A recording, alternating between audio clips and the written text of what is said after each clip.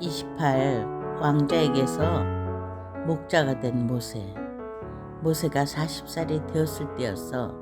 이집트에 사는 모든 사람이 모세 왕자를 알고 있었지. 공주의 아들 모세 왕자. 하지만 모세는 공주가 자기의 진짜 어머니가 아니라는 것을 잘 알고 있었단다. 모세의 진짜 어머니는 고센 땅에 있는 작은 집에 살고 있었어.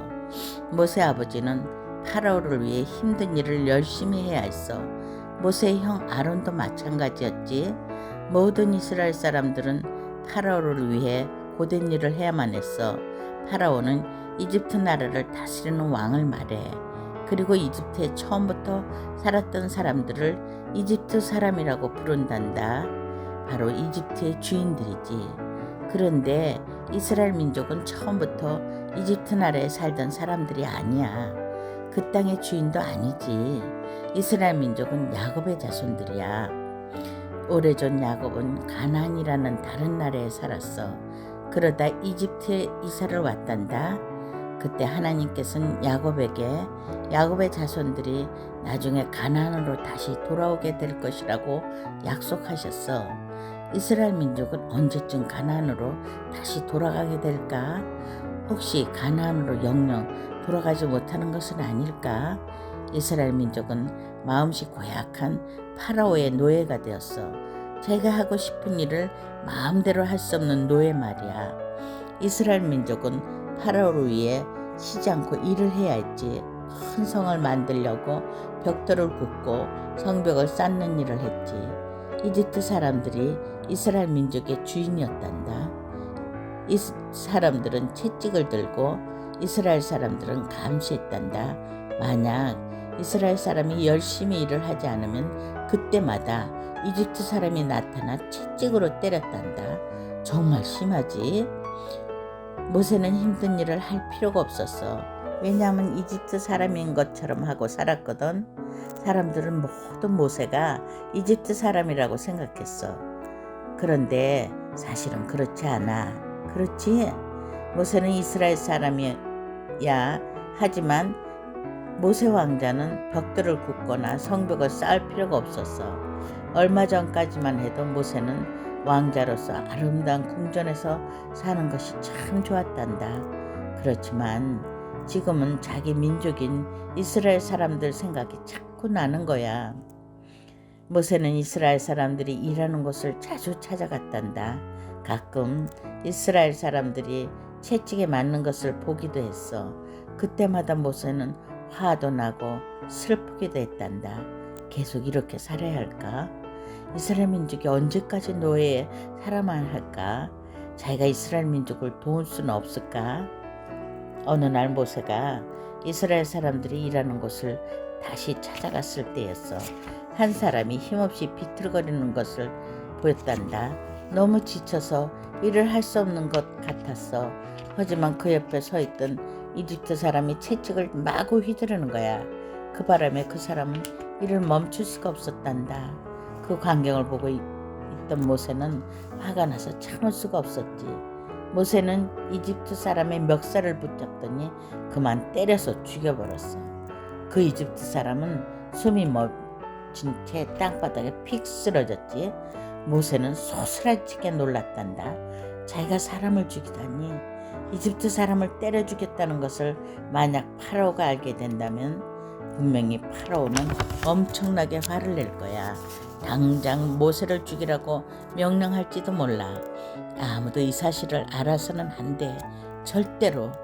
모세는 재빨리 모래를 파서 죽은 이 사람을 파묻었단다. 다행히도 자기를 본 사람은 아무도 없는 것 같았지. 다음 날 모세는 다시 이스라엘 사람들을 보러 갔단다. 그날도 두 사람이 싸우고 있었어. 한 사람이 다른 사람을 때리고 있었지. 하지만 그날은 이집트 사람이 이스라엘 사람을 때리는 것이 아니었어. 이스라엘 사람 둘이서 싸우고 있었단다. 모세가 다시 화를 냈을까? 아니야. 그날은 모세의 마음이 아주 슬퍼졌단다. 모세는 싸움을 하는 두 사람에게 다가가 말했지. 이게 무슨 짓이오? 이렇게 같은 이스라엘 사람들끼리 싸우다니? 그만들 두시오. 싸우지 마시오. 싸움을 하던 두 사람 중 한 사람이 눈을 부릅뜨고 모세를 보며 말했어. 당신이 무슨 상관이야? 당신이 우리의 주인이라도 된단 말이야? 그래, 당신은 나까지 죽이고 싶은 모양이군. 어제는 이집트 사람을 죽이더니 오늘은 나야? 그 말에 모세는 깜짝 놀랐단다. 어제 자기가 이집트 사람을 죽인 것을 사람들이 알고 있다니 어쩌면 파라오도 이 사실을 곧 알게 되겠군.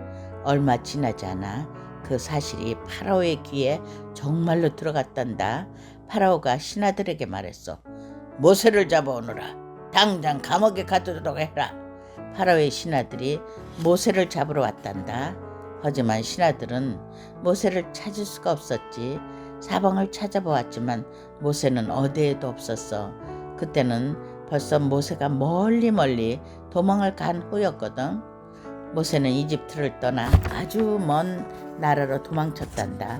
파라오가 자기를 절대로 찾지 못할 만큼 먼 나라로 모세는 걷고 또 걸었어. 그러다가 어떤 우물 곁에 도착했지. 그곳에서 시원한 물을 마시고 잠시 쉬고 있었단다. 그런데 아가씨 7명이 양떼를 이끌고 우물로 오는 것이었어. 목이 마른 양들에게 물을 먹이려고 온 거였어. 아가씨들은 우물에서 물을 길어 곁에 있는 물통에 물을 부었지. 아가씨들이 끌고 온 양떼는 물통 주위에 모여 물을 마셨단다. 그때 갑자기 다른 목자들이 양떼를 이끌고 나타났어. 아주 심술궂은 목자들이었지. 그 목자들은 물을 마시고 있던 양떼를 밀어냈어. 아가씨들도 함께 내쫓았지. 그러면서 이렇게 말했어. 비켜! 우리 양들이 먼저 물을 먹어야겠어. 당신들은 나중에 다시 와. 그 모습을 본 모세는 다시 화가 치밀어 올랐단다. 성큼성큼 목자들에게 걸어가 말했어. 이 아가씨들이 이곳에 먼저 왔소. 아가씨들의 양들이 먼저 물을 먹는 것이 마땅하오. 당신들을 기다리시오. 심술궂은 목자들은 모세 그 말 한마디에 겁을 잔뜩 집어먹었단다. 목자들은 양떼를 잃고 당장 도망가 버렸지. 모세는 아가씨들이 양들에게 물을 먹이는 것을 도와주었어. 양들은 매 거리며 물을 다 마셨어. 아가씨들은 양에게 물 먹이는 일을 일찍 마칠 수 있었단다. 일을 마친 아가씨들은 집으로 돌아가 아버지 이드로에게 우물 곁에서 있었던 일들을 모두 이야기했단다. 아버지 이드로가 말했어. 아니, 너희를 도와준 그분을 우물 곁에 그대로 남겨두고 왔단 말이냐? 큰 실수를 했구나. 당장 돌아가 그분을 모셔오너라. 오늘 우리 집에서 함께 식사하시도록 모시고 오너라. 이드로의 딸 중 한 명이 모세를 데리고 왔단다. 모세는 이드로의 집에서 식사를 하고 그날 밤 그 집에서 잠도 자게 되었지.